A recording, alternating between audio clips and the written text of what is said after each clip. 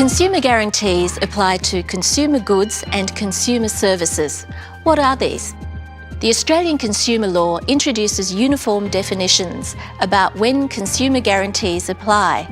The key things to remember are that the consumer guarantees regime applies for goods or services under $40,000, for goods or services over $40,000, which are normally acquired for personal, domestic or household use or consumption, and for a vehicle or trailer principally used to transport goods on public roads. The consumer guarantees won't apply if the goods are purchased to be resupplied or to be transformed into something else which is then on-sold. Let's look at the basics of the consumer guarantees regime. Simply put, the guiding principle is that consumers ought to be able to obtain a remedy from a seller if goods or services do not meet a certain standard. Goods must be of acceptable quality, which is defined under the ACL.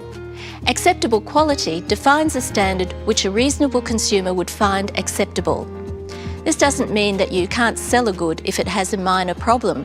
The law also states that if the seller clearly draws the customer's attention to any defects prior to purchase, the goods will be deemed to be of acceptable quality.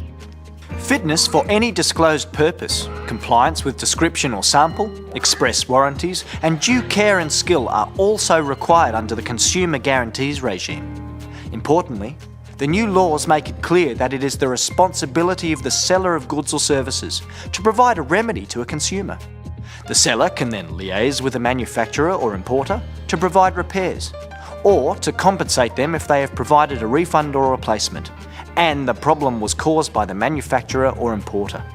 Perhaps most importantly, the consumer guarantees clarify the remedies that consumers are entitled to when a good or service doesn't meet the consumer guarantees.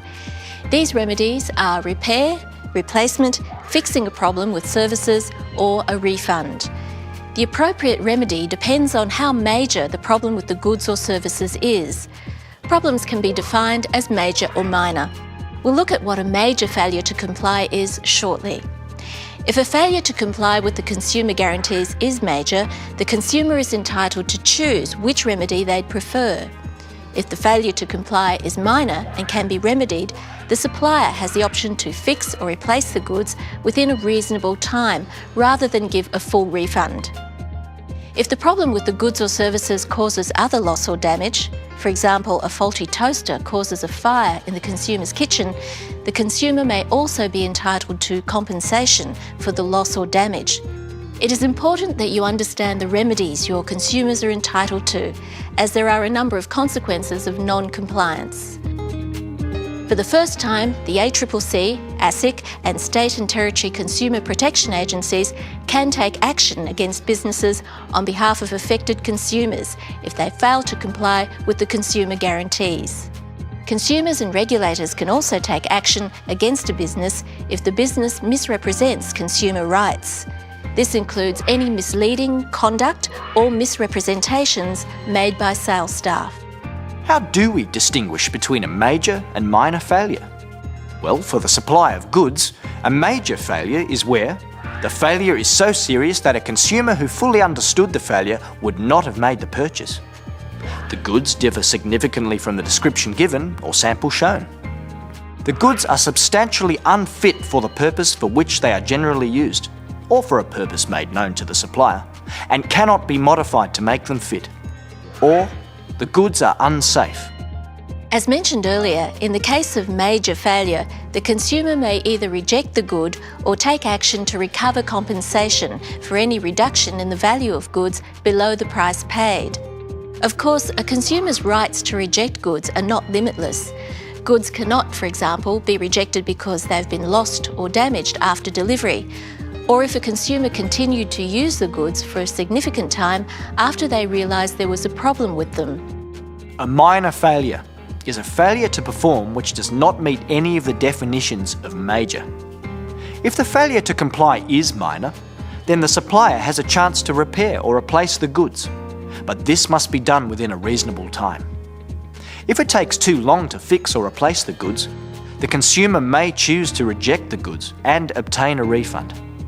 In the case of services, a major failure is classified as where a consumer who fully understood the failure would not have acquired the services are substantially unfit for the purpose for which such services are generally used and cannot be modified to make them fit.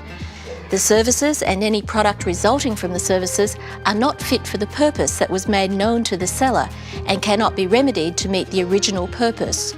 Or the supply of the services creates an unsafe situation. As with goods, a service failure which does not meet any of these definitions is a minor failure. In the case of major failure, the consumer may terminate the contract for the services and get a refund. If the failure to comply is not major, then the supplier has a chance to remedy the problem with the services, but this must be done within a reasonable time.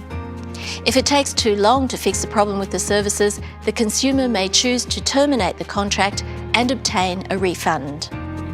There are a number of common misconceptions about rights and obligations with regards to guarantees.